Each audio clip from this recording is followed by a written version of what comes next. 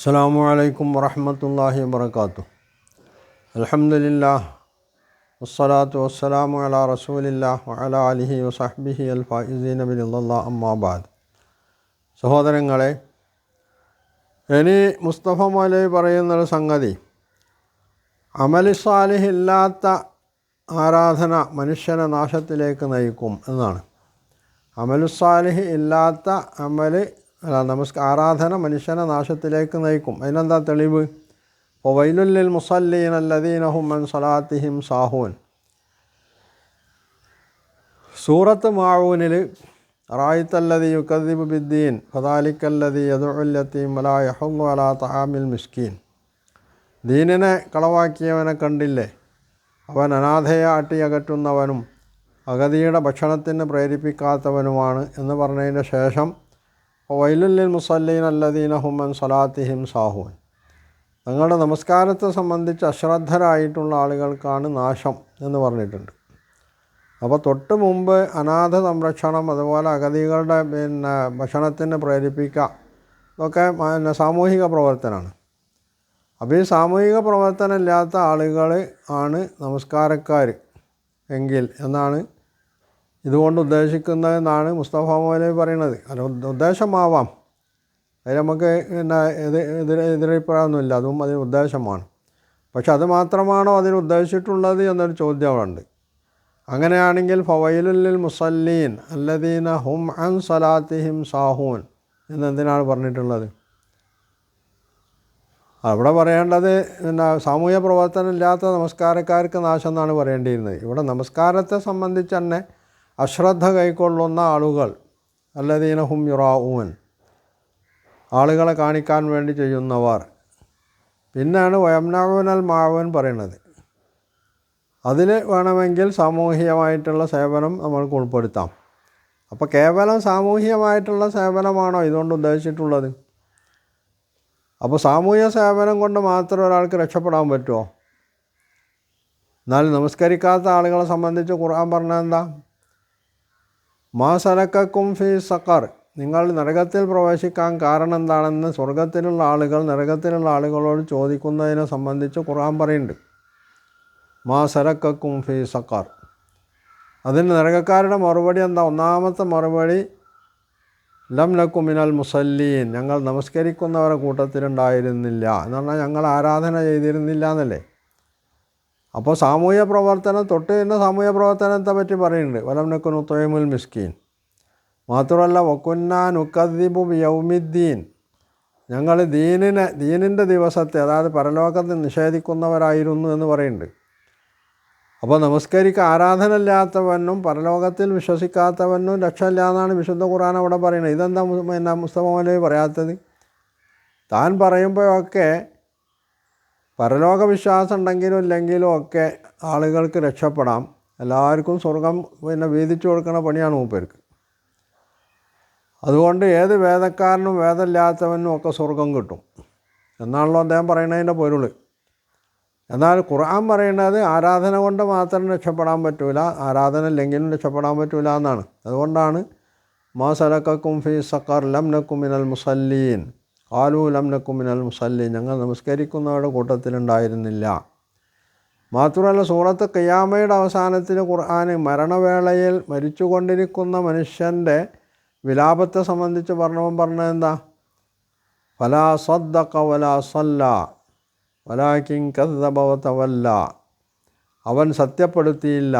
എന്തിനെ സത്യപ്പെടുത്തിയില്ല? അതുപോലെ സല്ല വലാ സല്ല, അവൻ നമസ്കരിച്ചുമില്ല. വലാകിൻ കദ്ദബ വതവല്ല, അവൻ നിഷേധിച്ച് തള്ളുകയും പിന്തിരിഞ്ഞു പോവുകയും ചെയ്തു. ഇവിടെ സത്യപ്പെടുത്തുക, നമസ്കരിക്കുക, അതുപോലെ തന്നെ കളവാക്കാതിരിക്കുക, പിന്തിരിയാതിരിക്കുക, അതൊക്കെ ഒരാൾ രക്ഷപ്പെടാൻ, പരലോകത്തിൽ രക്ഷപ്പെടാനുള്ള ഉപാധികളായിട്ടാണ് പറഞ്ഞിട്ടുള്ളത്. ഇതിൽ വളരെ പ്രധാനപ്പെട്ട ഒരു കാര്യമാണ് നമസ്കാരം. വലാ സദ്ദഖ, അവിടെ തസ്ദീഖിനെ പറ്റി പറഞ്ഞതിൻ്റെ ശേഷം രണ്ടാമത് പറയുന്നത്, അതായത് ഈമാൻ അംഗീകരിക്കണതിനെ പറ്റി പറഞ്ഞിട്ട് രണ്ടാമത് പറയുന്നത്, അല്ലെങ്കിൽ ഷഹാദത്തിനെ പറ്റി പറഞ്ഞിട്ട് രണ്ടാമത് പറയുന്നത് വലാ സല്ല, നാം നമസ്കരിച്ചില്ല.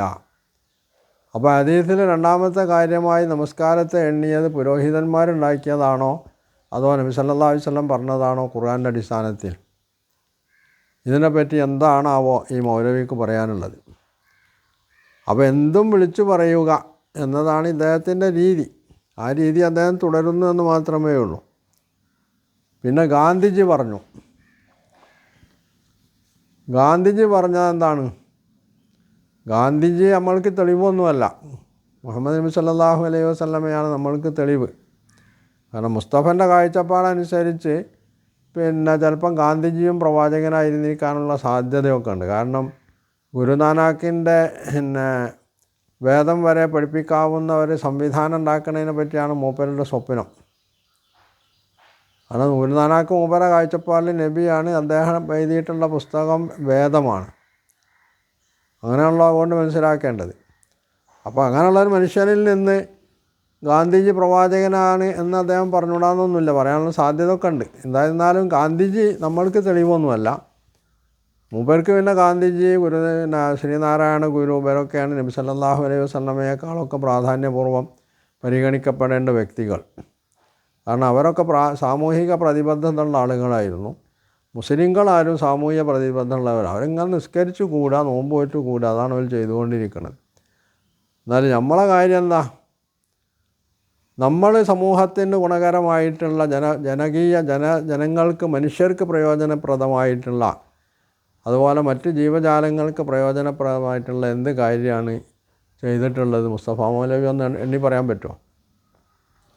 നിങ്ങൾ ഇസ്ലാമിനെ കൊച്ചാക്കി കാണിക്കാൻ വേണ്ടി മറ്റ് ഇസ്ലാമിക ശത്രുക്കളുമായിട്ട് കൈകോർത്ത് പിടിച്ച് ഇസ്ലാമിനെ തകർക്കാൻ വേണ്ടി പണിയെടുക്കുമ്പോൾ അതിങ്ങനെ അധരവ്യായാമം നടത്തുമ്പോൾ ഇതുകൊണ്ട് ജനങ്ങൾക്ക് എന്തെങ്കിലും പ്രയോജനമുണ്ടോ? കുറേ ആളുകൾക്ക് വഴിതെറ്റിപ്പോകാം എന്നതിന് കവിഞ്ഞ് മനുഷ്യർക്ക് എന്താണ് ഇതുകൊണ്ട് കാര്യമുള്ളത്? മറ്റ് ജീവജാലങ്ങൾക്ക് എന്താണ് കാര്യമുള്ളത്? മുസ്ലിങ്ങൾ നിസ്കരിച്ചുകൊണ്ട് അവർക്ക് രക്ഷപ്പെടാൻ കഴിയില്ല. എന്നാൽ മുസ്തഫ മൗലവിയുടെ ഈ അധരവ്യായാമം കൊണ്ട് അദ്ദേഹത്തിന് രക്ഷപ്പെടാനാവുമോ? അങ്ങനെയാണെങ്കിൽ അത് നല്ല എളുപ്പമുള്ള സംഗതിയാണ്. രണ്ട് കാര്യം കിട്ടും.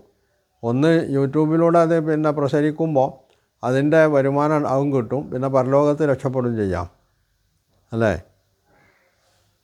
അങ്ങനൊരു ദീനുണ്ടോ? ഇസ്ലാമുണ്ടോ? താനൊന്നും ചെയ്യേണ്ടതില്ല, മറ്റുള്ളവർ മുസ്ലിം സമൂഹം നമസ്കരിച്ച് കൂട്ടുകയാണ്. അവർ സമൂഹത്തിന് മനുഷ്യർക്ക് ഗുണകരമായിട്ടുള്ള ഒന്നും ചെയ്യണില്ല.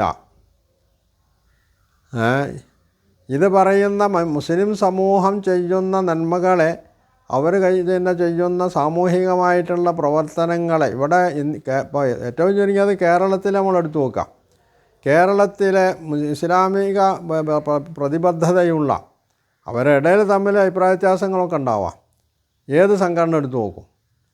ജമാഅത്തെ ഇസ്ലാമി, മുജാഹിദ്, സമസ്തയിലെ ഇരു ഗ്രൂപ്പുകൾ, ദക്ഷിണ കേരള, അതുപോലെ തന്നെ വേറെയും സംഘടനകളൊക്കെ ഉണ്ട്.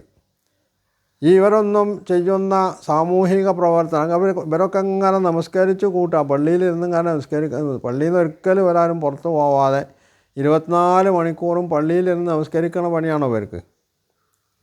ഇവരാരും സാമൂഹികമായിട്ട് യാതൊന്നും ചെയ്യുന്നില്ല. എന്ത് ആണ് ഈ പറയുന്നതിൻ്റെയൊക്കെ താല്പര്യം? അപ്പോൾ കുറച്ച് ആളുകളെ ഇതിപ്പോൾ യഥാർത്ഥത്തിൽ തൻ്റെ മുമ്പിൽ ആളുകളെ കുറച്ച് ആളുകളെ അണിനിരത്തിയിട്ടാണ് കുത്തിയിരുത്തിയിട്ടാണ് ഇത് പറയണതെന്നും പറയാൻ പറ്റില്ല. ചിലപ്പോൾ യൂട്യൂബിൽ ഇടാൻ വേണ്ടിയായിട്ട് ഏതോ റൂമിലിരുന്ന് പറയുന്നത് ഞാൻ മറ്റേതാണെന്ന് തന്നെ വെക്കുക.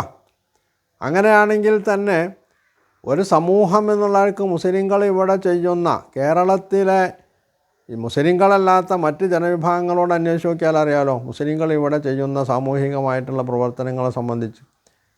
കുറച്ച് നാസ്തികന്മാരും യുക്തിവാദികളും സംഘികളും മുസ്തഫയെ പോലുള്ള ആളുകളെയായിട്ട് മാറ്റി നിർത്തിയാൽ മുസ്ലിം സമൂഹം ഇവിടെ മുസ്ലിങ്ങളെ മാത്രമല്ല അമുസ്ലിം സമൂഹത്തെ കൂടി ഉൾക്കൊണ്ടുകൊണ്ട് എല്ലാവർക്കും ഉപകാരപ്പെടുന്ന എന്തൊക്കെ പ്രവർത്തനങ്ങൾ ഇവിടെ ചെയ്യുന്നുണ്ട്, ഇതൊന്നും കാണാതെ മുസ്ലിങ്ങൾ നമസ്കാരത്തിൽ 24 മണിക്കൂറും പള്ളിയിലിരുന്ന് നിസ്കരിക്കുന്ന പണിയാണ്. അവർക്ക് സാമൂഹിക പ്രതിബദ്ധത അല്ലാന്ന് വരുത്തി തീർക്കാനുള്ള ഈ അധര വ്യായാമം, ഇതുകൊണ്ട് ആർക്ക് എന്ത് നേട്ടം? മുസ്തഫ മൗലവിക്ക് നേട്ടം ഉണ്ടാവാം, അത് ഞാൻ നിഷേധിക്കുന്നില്ല. പക്ഷെ സമൂഹത്തിന് എന്താണ് ഇതുകൊണ്ട് നേട്ടം എന്നുള്ളതാണ് അദ്ദേഹം പറയേണ്ടത്. അപ്പോൾ വസ്തുതകളെ വസ്തുതകളായി അംഗീകരിക്കാതെ അതിനെ മറച്ചു വച്ചുകൊണ്ട് സംഗതികൾ പറയാമെന്നുള്ളതാണ്. ഇനി ഗാന്ധിജി ഇസ്ലാം മുഹമ്മദ് നബി സല്ലല്ലാഹു അലൈഹി വസല്ലമയെ സംബന്ധിച്ചും ഇസ്ലാമിനെ സംബന്ധിച്ചും ഒക്കെ പറഞ്ഞത് എന്താണ്? മുസ്തഫ പറയണ അതോ മുഹമ്മദ് നബി സല്ലല്ലാഹു അലൈഹി വസല്ലമയുടെ മഹൽ ജീവിതത്തെ സംബന്ധിച്ച് ഗാന്ധിജി മനസ്സിലാക്കിയത് മുസ്തഫ പറയുന്ന ഖുർആനിൽ നിന്ന് മാത്രമാണോ? അതോ നബി സല്ലല്ലാഹു അലൈഹി വസല്ലമയെ സംബന്ധിച്ച് എഴുതിയിട്ടുള്ള ചരിത്രവും ഹദീസുകളും ഒക്കെ മനസ്സിലാക്കിയിട്ടാണോ? അതും അദ്ദേഹം പറയേണ്ടതാണ്. നബി സല്ലല്ലാഹു അലൈഹി വസല്ലമയെ സംബന്ധിച്ച് മറ്റുള്ളവർ എഴുതിയിട്ടുള്ള ചരിത്ര ഗ്രന്ഥങ്ങൾ എന്ന് പറയുന്നത് മുസ്തഫ പറയുന്ന ഹദീസ് സ്വീകാര്യമല്ല എന്ന് പറയുമ്പോൾ അത്ര പോലും സ്വീകാര്യമല്ലാത്ത സംഗതിയാണ് ചരിത്രം എന്ന് പറയുന്നത്. കാരണം ഹദീസിൽ അതിൽ കുറേ പ്രവർത്തനങ്ങൾ നടത്തിയിട്ടുണ്ട്. ഏതാണ് ദുർബലം ഏതാണ് പ്രബലം എന്നൊക്കെ വേർതിരിച്ച് രേഖപ്പെടുത്തുന്ന രീതി ഉണ്ടായിട്ടുണ്ട്. അതാണ് മുഹദ്ദിസുകൾ ചെയ്തിട്ടുള്ളത്. അത് തള്ളിക്കളയുന്ന മുസ്തഫയ്ക്ക് എങ്ങനെയാണ് ചരിത്രത്തെ അംഗീകരിക്കാൻ കഴിയുക? ചരിത്രത്തിൽ അങ്ങനെയുള്ള ഒരു ശുദ്ധി പ്രവർത്തനവും നടന്നിട്ടില്ല എന്നുള്ളത് ചരിത്രകാരന്മാരായിട്ടുള്ള തബരിയെ പോലുള്ള ആളുകൾ തന്നെ പറഞ്ഞിട്ടുള്ള സംഗതി. അവർക്ക് കിട്ടിയതൊക്കെ നീട്ടി വലിച്ച് എഴുതി അതിൽ ശരിയുണ്ടാവാം തെറ്റുണ്ടാവാമെന്ന് അവർ തന്നെ മതിക്കുന്നു. അപ്പോൾ അത്രയും ശുദ്ധീകരണം നടത്തിയിട്ടില്ലാത്ത ചരിത്രം അംഗീകരിക്കാൻ പറ്റുമോ? ഗാന്ധിജി ഇസ്ലാം പഠിച്ചിട്ടുള്ളത്, ഇസ്ലാമിനെ മനസ്സിലാക്കിയിട്ടുള്ളത് എന്തിൽ നിന്നാണ്? അദ്ദേഹം മുഹമ്മദ് നബി സല്ലല്ലാഹു അലൈഹി വസല്ലമയെ സംബന്ധിച്ച് വല്ലതും പറഞ്ഞിട്ടുണ്ടോ? ഇതുമൊന്നും പറഞ്ഞാൽ തിരക്കേടില്ല. അപ്പോൾ തൊള്ളയിൽ വന്നത് വായിൽ വന്നത് കോതക്ക് പാട്ട് എന്ന് പറഞ്ഞ മാതിരി ഖുർആൻ ഓതുക, എന്നിട്ട് എന്തൊക്കെയോ വിളിച്ചു പറയുന്ന രീതിയാണ്. അതിൽപ്പെട്ടതാണ് ഇസ്ലാമിനെ മുആവിയൻ്റെ ആളുകൾ ഇസ്ലാമിനെ മാറ്റി മറിച്ചിട്ട് രണ്ടാമത്തെ കാര്യം നമസ്കാരമായി എണ്ണി. ഒന്നാമത്തെ കാര്യത്തെപ്പറ്റി ഒരു വസ്തുവും പറയില്ല മൂപ്പർ. എന്നിട്ട് ആ രണ്ടാമത്തെ സംഗതിയെ സംബന്ധിച്ച് പറയുന്നത്. അപ്പോൾ ഇതൊക്കെ ഒന്ന് നിർത്തിയിട്ട് വസ്തുതയായിട്ട് അംഗീകരിക്കാനും അത് ജനങ്ങൾ കേൾപ്പിക്കാനുമാണ് ബുദ്ധിയും വിവേകവും മനുഷ്യ മനുഷ്യപ്പറ്റുമുള്ള ആളുകൾ ചെയ്യേണ്ടത്. അങ്ങനെ ഒരു സംഗതി ഇല്ലാത്ത ആളുകൾക്കൊക്കെ ഇങ്ങനെയൊക്കെ ആവാം എന്ന് നമ്മൾക്കതിനെപ്പറ്റി പറയാനുള്ളൂ.